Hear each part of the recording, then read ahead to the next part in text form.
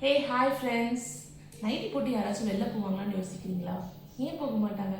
ஸ்டைலிஷாக கொடுத்தா, இப்போ இருக்க ட்ரெண்டிங்கில் கொடுத்தா கண்டிப்பாக போகும்.